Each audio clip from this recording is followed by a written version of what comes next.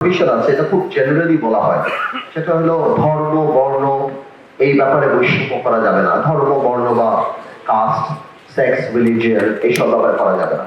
কিন্তু জানেন, খুব কষ্টের ব্যাপার, বাংলাদেশে সবচেয়ে বেশি বৈষম্য হয় রাজনৈতিক পরিচয়ের কারণে। গত 17 বছর ম্যাক্সিমাম মানুষ চাকরি পায় নাই, তার বাপ চাচা কেউ বিএনপি করে উঠত।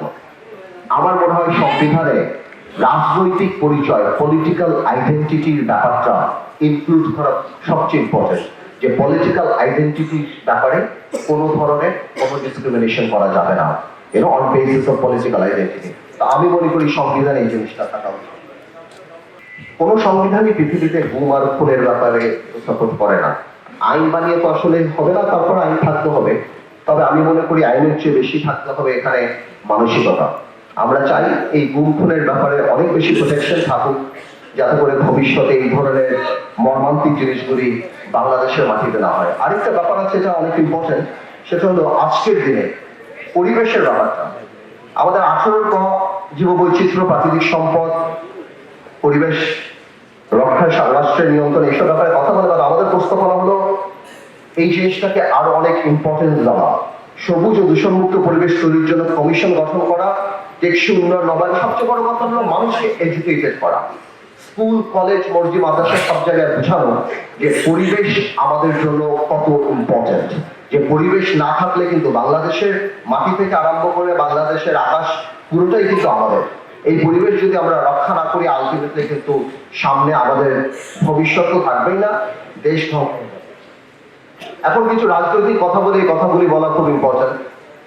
আরো কিছু প্রস্তাব যেটা অন্যান্য রাজনৈতিক দলরা দিচ্ছে, এর মধ্যে সবচেয়ে বড় ব্যাপারটা হলো প্রপোর্শনাল রিপ্রেজেন্টেশন, সমানুপাতিক পারে, যার মানে যেভাবে ভোট মানে উইনার টেকস অল এরকম যাতে না হয়, সমানুপাতিক যে নিয়ম এখন করার জন্য অনেকে চেষ্টা করছে। নৈতিকভাবে আমি এটার পক্ষে না, এই জন্য এটার পক্ষে না, আবার আমার মনে হয় বাংলাদেশ এটার জন্য এখনো প্রিপেয়ার্ড না। আর এটা এত বড় একটা ব্যাপার, সেটা এই সরকার না, বরং আগামীতে যারা রাজনৈতিক সরকার আসবে সেই ধরনের সরকারের উচিত হবে এই ব্যাপারে কাজ করা, বসা, বোঝা।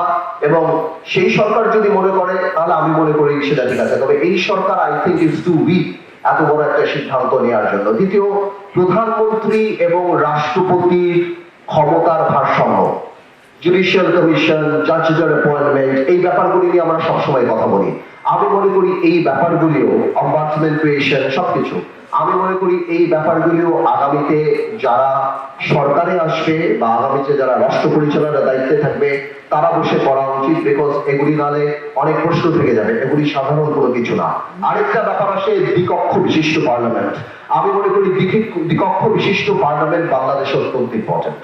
এটার ব্যাপারে আমি নৈতিকভাবে মনে করি আজকে যারা হার্ট অফ দ্য পিপল, যারা সেটা হলো উপজেলা চেয়ারম্যান, ইউনিয়ন পরিষদের চেয়ারম্যান, পৌরসভা, আজকে বাংলাদেশে 450 উপজেলা চেয়ারম্যান, 111টা পৌরসভা আছে, এনাদের বসার কোনো জায়গা নাই।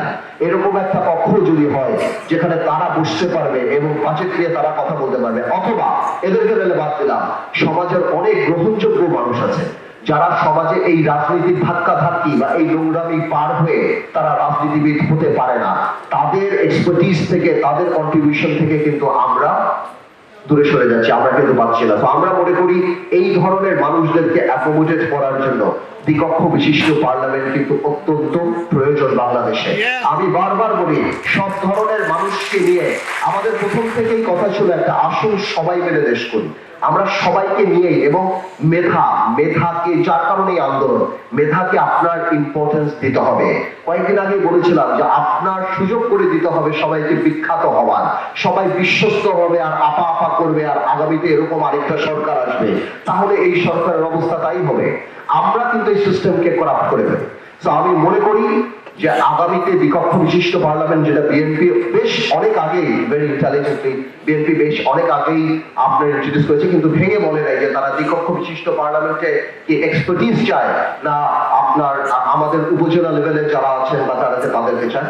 আমি মনে করি এই ভাবে আইদার আপনার উপজেলা, ইউনিয়ন পরিষদের চেয়ারম্যান থেকে আরম্ভ করে তাদের জন্য যদি 700 সদস্য বিশিষ্ট করেন, যদি না করেন সমাজের একদম গ্রহণযোগ্য ব্যক্তি যারা সমাজকে কিছু দিতে পারবে তাদেরকে শুধু ক্রাইসিসের সময় তত্ত্বাবধায়ক সরকার আর ইন্টারিম বানানোর জন্য প্রচার তো দরকার নাই, তাদেরকে প্রথম দিন তো আমরা আমাদের সাথে রাখতে পারি।